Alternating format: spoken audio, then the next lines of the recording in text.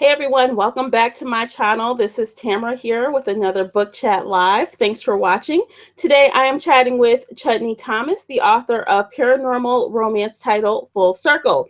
Be sure to hit the subscribe button and turn on the notifications because I have more awesome author interviews to come and you don't want to miss a single one. Without further ado, hi Chudney, welcome. Thank you for taking the time to talk with me today. How are you this lovely afternoon? Pretty good. I'm happy to be here. Thanks for having me. Thanks for being here. So what do you want to know? Oh, I want to know everything. But we'll start with something easy. How about what are you reading right now? I know that most writers read as much as us readers read. So if you're reading something right now that you'd like to share, please do. Well, I just finished up Trevor Noah's book, which was Born a Crime.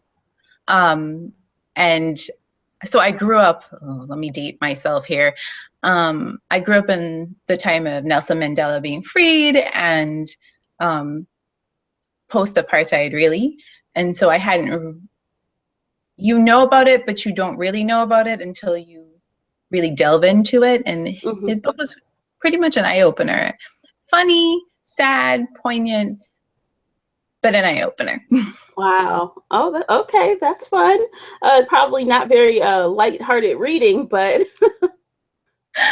I tend to do that. I skip between nonfiction and biography and fiction. So I just picked up a bunch of books by Kathy Lyons.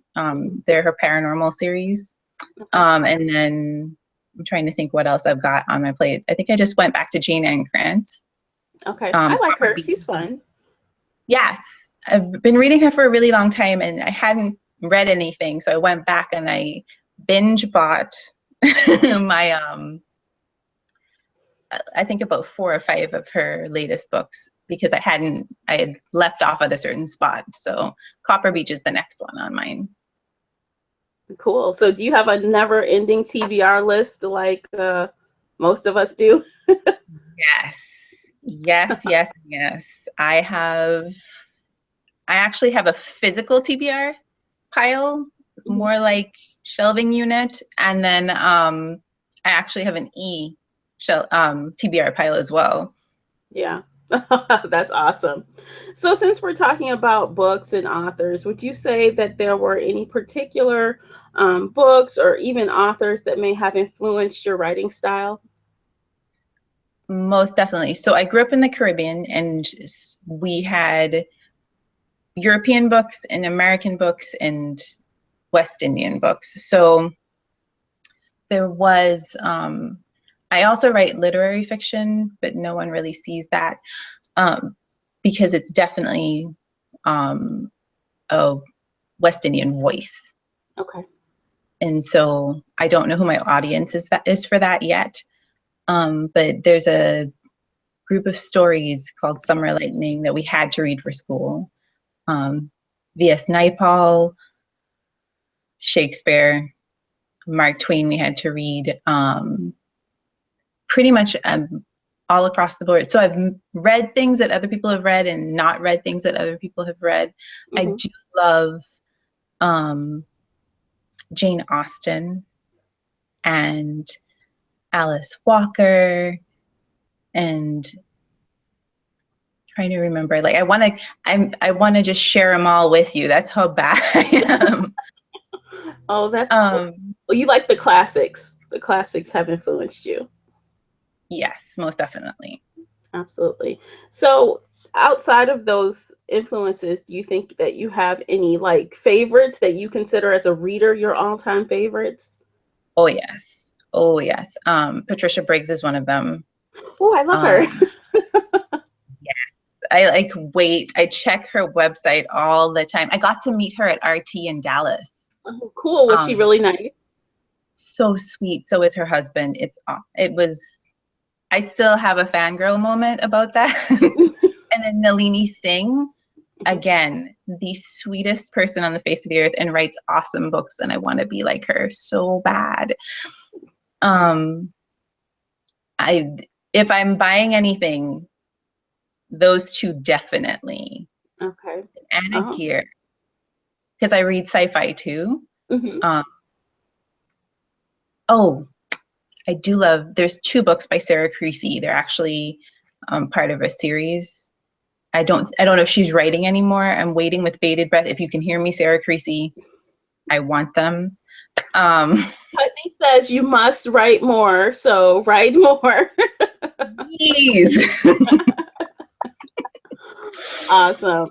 So let's jump into talking about your first novel, Full Circle. So this is paranormal romance, and it's all about werewolves. Share with us a little bit why you chose to write paranormal romance and werewolves specifically. So I always say I like my men a little fangy and a little furry. Um, I think it's the same reason I like sci-fi, which is yes, you have rules, but you can also break them. Hmm. And I grew up on Anne Rice's Lestat, like Queen of the Damned. I remember reading very young. I Interview with a Vampire, The Witching Hour. I just there's something about the paranormal that lets you explore things that maybe you would have a harder time if you were tackling them in contemporary fiction. Hmm. Um, For sure. Plus, I grew up on Jumbie stories. Jumbie Um, stories. yes, yes, yes. Okay, I'm a little at a loss here. What is a Jumbie story? So they're ghost stories. So Okay. Jumbies are what we call ghosts back home. And my grandmother would tell stories about my grandfather going up the hill because my grandfather was a farmer.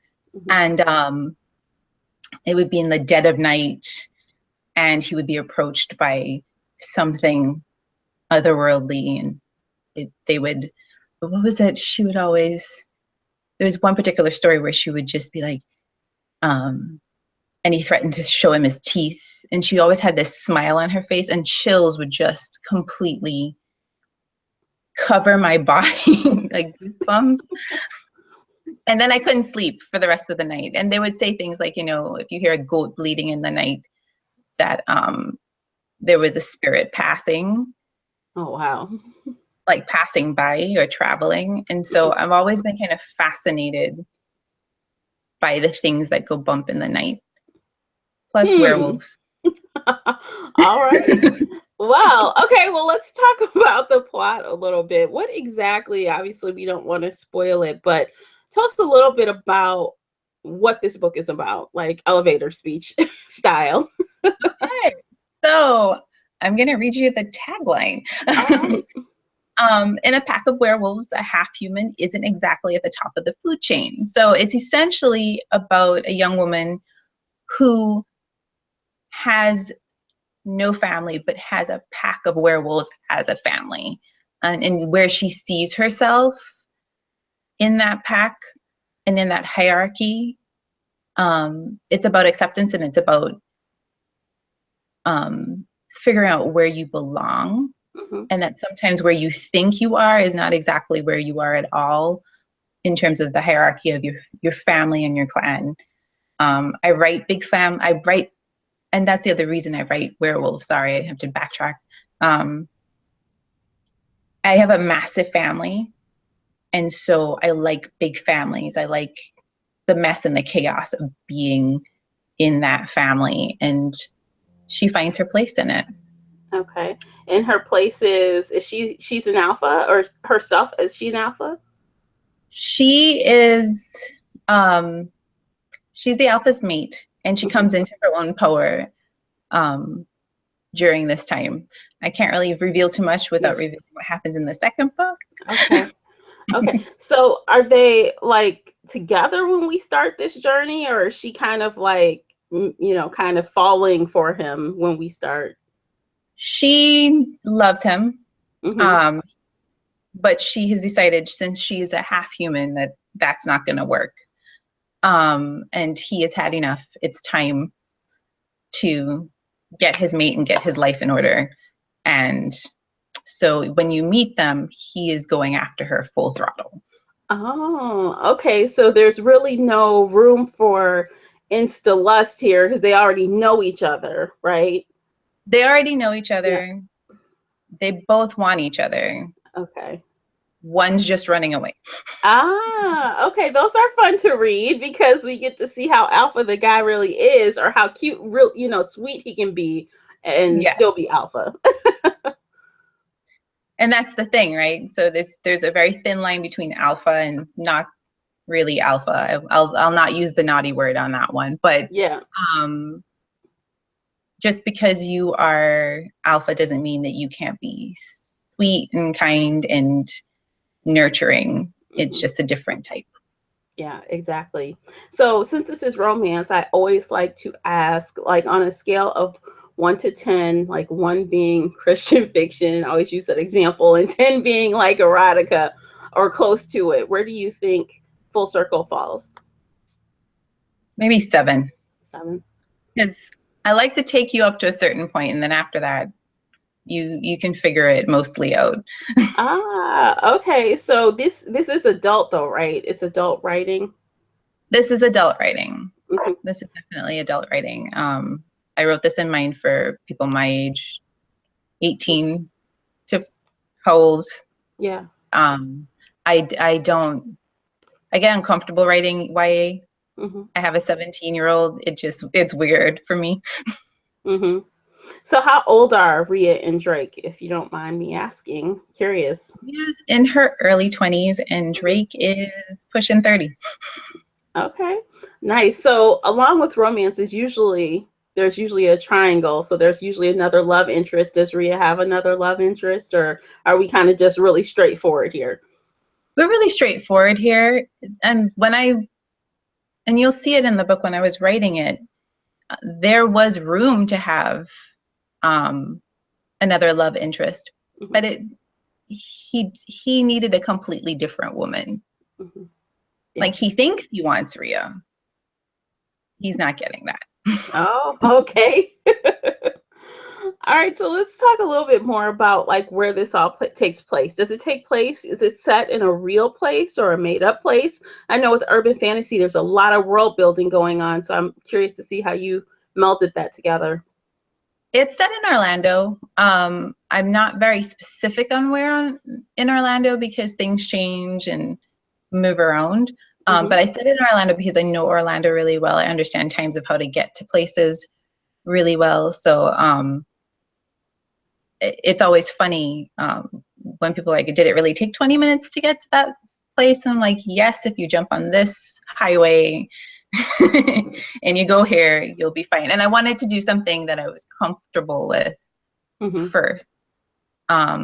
Because the thing is, if I was going to set it somewhere else or I would make up a fictional tone, then it was going to grow outside of my scope at that time, because this is my first book I've ever published. Okay. And I'm still learning and growing as I go. Hmm. Awesome. So, does this book like touch any other genres? Like if you do have the cover with you? Yes, I do. Okay, so I know from the cover art. Let's see. Oh, yep. I Let know me from see the it properly. cover art, this is definitely multicultural. Yes. And in this case, interracial. Yes. Yes. So tell us a little bit about why you chose to write about an interracial couple instead of not. Um, so it doesn't, wait, hold on. I have a photo of my grandparents because this will help explain it. So this is that better? There we go. This is my grandfather, John, and my grandmother, Hermine. Um, Pretty much all I've ever seen in my family is mixed couples. It's never been an issue. Um, and so I try to write my reality because I feel like you should be able to tell your story. Not necessarily my story in particular. I would show you a picture of my husband, but he tends to shy away from publicity. But the fact that there are a lot of mixed couples out there. There are a lot of interracial couples. There are a lot of multicultural couples, Mm-hmm. even. And I feel like art should reflect, or fiction should reflect reality. People should be able to see themselves and be able to connect with characters. and that sort of gives them a sense of belonging. Mm-hmm. Mm-hmm. And it wasn't really a conscious effort. It was only afterwards I sat down and I realized, wait a minute, I made her brown like me. Yeah. Well, and that is a very true statement. I feel like, when it comes to, diverse reading, period, everyone deserves to see someone that looks like them or a situation that seems like it could be similar to theirs, in a book, on a TV show, in a movie. So personally, I appreciate when I see something different, because I know there's someone that connects with it. Yes. Very cool. So let's talk a little bit about the technical stuff in the book. How is the story told? Like first person, third person? How do you write? It's third person, and I try for deep POV a lot. First person's hard for me because I tend to head hop. So I manage that by actually focusing on the two main characters. And very rarely will I bring in a third character. Because one, I want you to be able to connect with the character. And I want you to be able to get a second feel for the situation. So I don't feel very comfortable doing that in first person. Mm-hmm. And I know people love it, and I read in first person, and there are people who pull it off brilliantly. But for me right now, third's the best. Awesome. Well, personally, I'm just saying, I like third person better. I think more authors can write better that way. And, some people are awesome at first person, but not everyone can do it. Oh, no. No. It's okay. I'll tell on myself. Oh, no. Oh, well, I absolutely love a strong heroine as much as an alpha guy. So let's talk a little bit about Rhea. Is she, just how does she fare in that arena? So we kind of already talked a tad about her, but tell me more. Let me know how, is she like strong? Can she go toe to toe with her alpha or what? She can go toe to toe with her alpha, but she's not. So usually when people say they want a strong heroine, they're talking about, kick butt alongside alpha, can shoot and outrun, outman any man. She's softer. She actually came up because a friend of mine and I were talking about the fact that we weren't seeing any softer females, and not softer in terms of, oh, woe is me, rescue me. Softer as in maternal. And she's very maternal. She takes care of everybody. She feeds everybody, but she's not afraid. She may not take up for herself, but she's not afraid to kick someone else's ass necessarily. Whoops, sorry if I'm cursing. It's okay. It's okay. I wasn't sure how PG we should go. But she's not afraid to defend her family. She's not afraid to defend herself. And there is a scene where she has to defend herself against somebody who's technically stronger than she is. And she does that. And I think sometimes we get caught up in who we'd like to see, and we write that over and over again, forgetting that there are a whole other host of characters that make up our fictional world, and that not everybody is that type of person. And that goes back to me wanting people to be able to relate Right. To characters. Mm-hmm. Okay, so tell me what you liked the most about the characters in this book. Oh, that when it came to Rhea, Drake was a big old teddy bear, and he was just as confused as any other male about dealing with her and getting her together. I like the friendship between him and James and Rhea, and the fact that they so often it's seen that males can't be friends with females, and you see that a lot in books. And when I say there was a potential for another love interest, that was James, but they're friends. and they're always going to be friends. He just thinks he needs a maternal person like Rhea. So he likes the idea, not the in actuality. That's not what he ends up getting in the second book. Mm-hmm. But I liked the fact that she stood up for herself when she needed to, mm-hmm. But that she didn't lose that softness. Mm-hmm.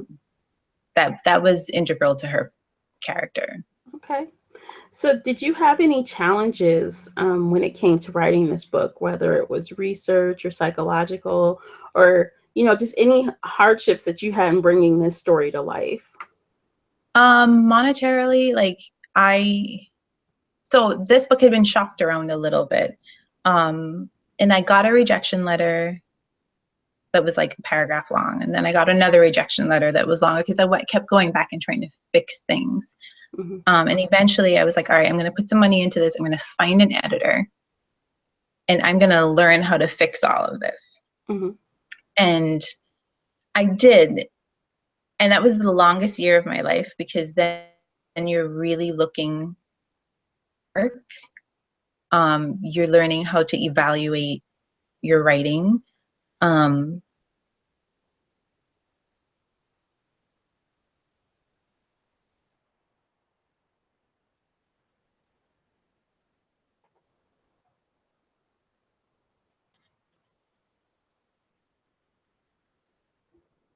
Are you there?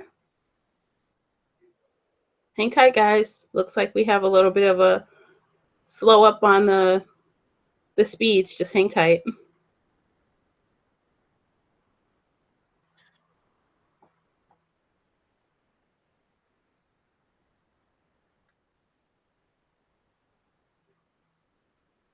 Uh-oh, I lost you there for a minute. You're back. Oh no. Can you still Uh-oh. hear me? Oh, I can now. I totally didn't hear anything. Uh-oh. We were hanging on for you, though. I was saying that the hardest part of this book was I decided to get an editor, and I decided to learn how to fix all of these things that I was getting rejection letters for. And it took me a year because I had to refine my craft. And in some points, it really made me doubt myself. And I'll tell you, the longest 5 minutes are the 5 minutes I took for me to hit enter to send it off to Amazon to publish it. Because at that point, I'm like, what am I doing? But I had spent so much money leading up to that I had to do it. Mm-hmm.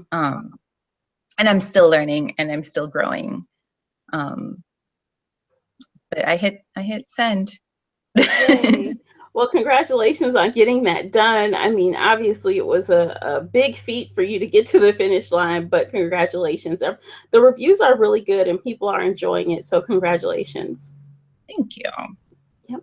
So, we did have one comment, and this is perfect because this leads into what I want to talk about next. Linda Townsend says, I have read and loved Full Circle. I need your next book. When? End of this month, I literally have sent my email off to my editor for the last pass on Full Force. I had to do some serious rewrites because when you're building, it turns out I have 6 books so far in the series. And when you're building that out, and I'm a pantser, so I had to go back and really make sure that I built things into the second book that needed to be built in. Otherwise, people are going to be like, why? How did these people show up? Mm-hmm. And so, yes, December 31st. Yay.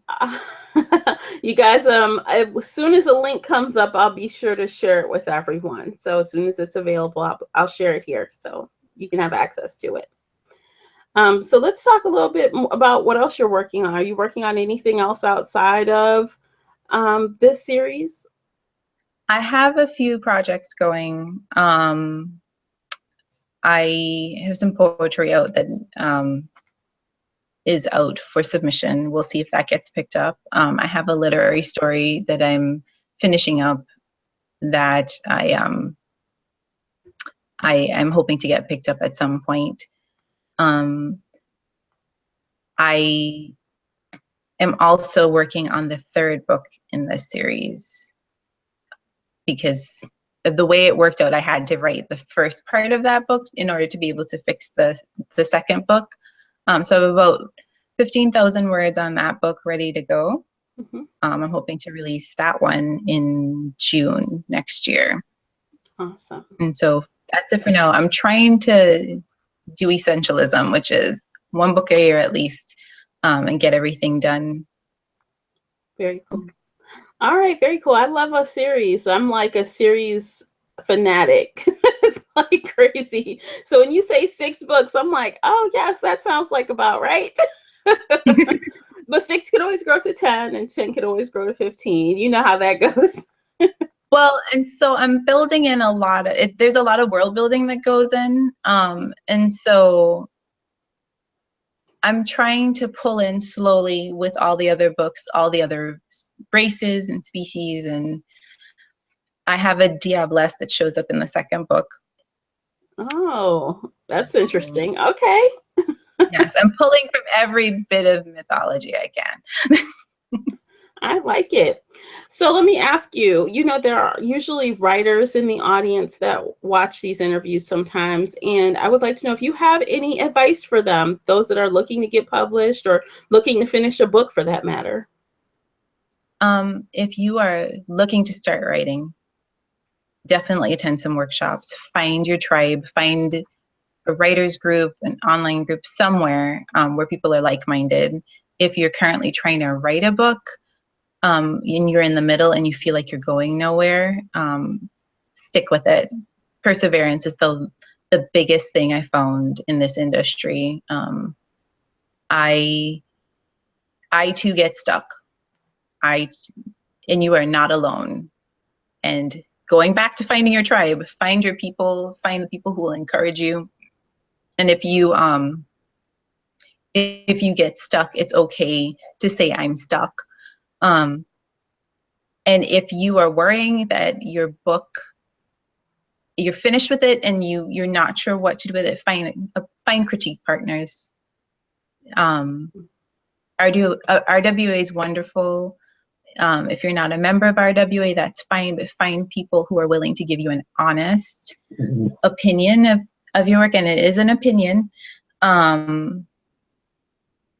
Cheese, but don't give up.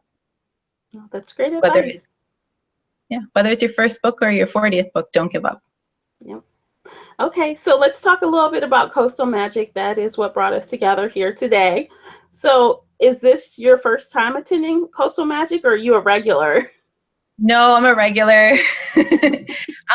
I found out about Coastal Magic through my friend Casey Byrne, and it was the original Coastal Magic, which was not called that. It was called Old City New Blood, and we went to St. Augustine, and I met Jennifer, who is lovely and has been an avid supporter of me, and has given me several chances at Coastal Magic, for which I'm extremely grateful.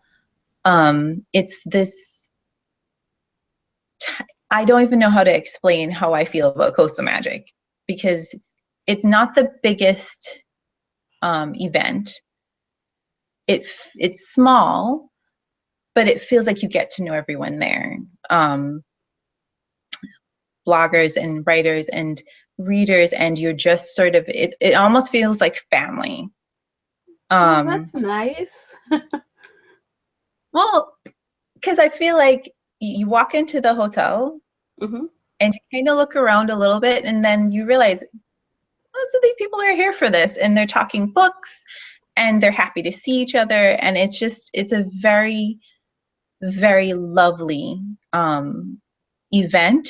And it's so intimate that I think especially if you're on the shyer end or the more introverted end, it's perfect. And I've been Oh, trying to get people to go for years. really? Well, this will be my first time. I'm really looking forward to it. I expect it to be a blast. Everyone has nothing but good things to say about it, so it should be fun. Yes. And where the hotel is, it's in walking distance to a lot of the restaurants and the beaches right outside. And it's very laid back. It's very easy. I'm really happy I'm going to meet you. Yay. So yeah, Awesome. I love So, Coastal Magic. so let's tell me a little bit about what panels you signed up for. Did you choose some already?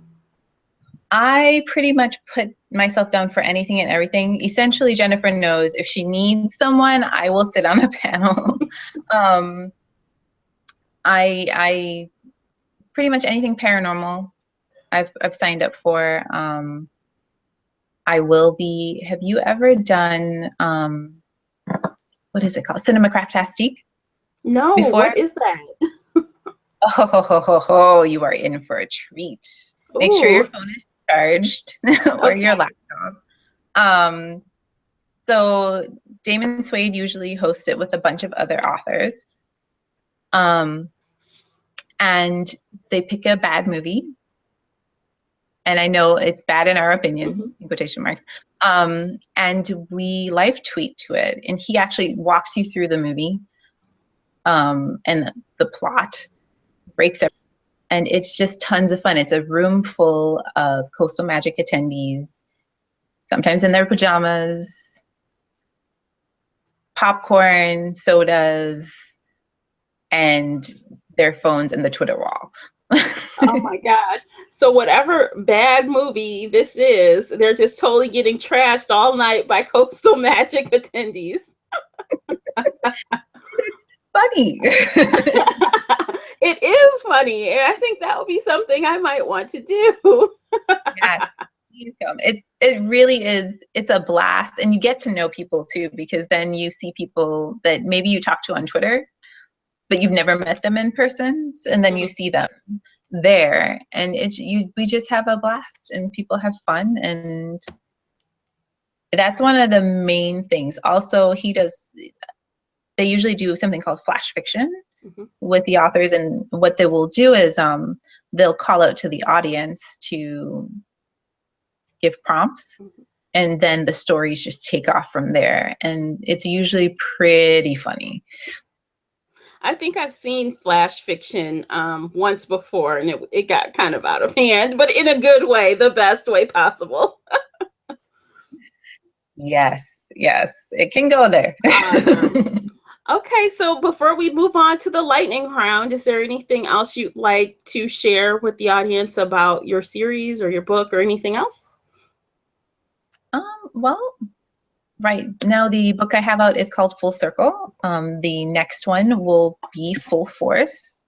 This is the lovely, wonderful cover.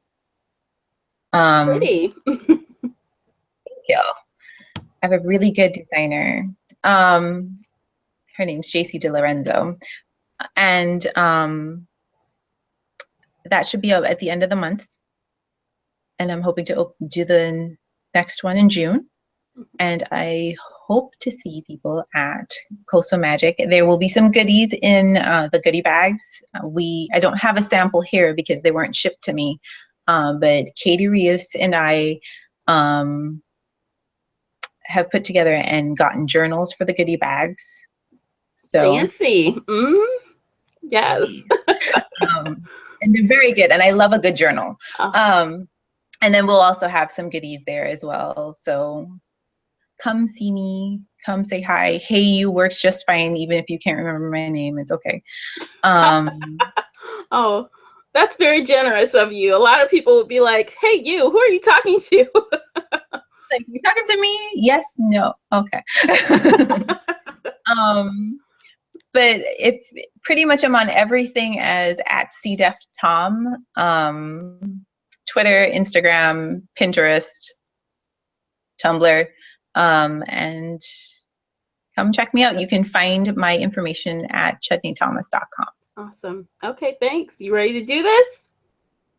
Yes, ma'am. Okay, I have my little phone here, so we won't go over a minute because I'll be asking questions for 15 minutes if it's left up to me. So, all right. Physical books or ebooks? Both. No, I should have told you the rules. Let me stop. You can't say both or neither. That's the only rule I have. That's it. Sorry, with that one question, it's both. Because Oh, the only okay. reason I don't keep, well, I shouldn't say that. The only reason I don't have more physical books in my space is because I run out of space. Mm-hmm. So the I rule is I buy an ebook. If I love it, I buy the physical book. Oh, that's a nice way to go. I like that. Okay, you'll get a pass on that one, but that's the only one. Okay, all right. Okay, we'll continue. Hero or villain? Hero, Tea or coffee? T. Name a book that you've read in one sitting. Crap. Do you want to pass? Pretty much. Well, I was going to say anything by Nalini Singh or Patricia Briggs I've read in one sitting. All right, yes, I believe that. Beer or wine? Really? Yeah, you have to Really? pick. Um, beer, Milk chocolate or dark chocolate? milk chocolate, Dogs or cats? dogs, Cake or pie? cake, Where's your favorite place to read? in bed, Early bird or night owl? early bird, Android or Apple? Android. Yes. Name your favorite food. Oh, plantains. Ah, and we're done. Yes. You answered the most important question correctly. You are an Android user, and we get along perfectly. Very nice. Android for life. Yes, yes, yes. Though my dad's an Apple person. He's been trying to convert me. It's not happening.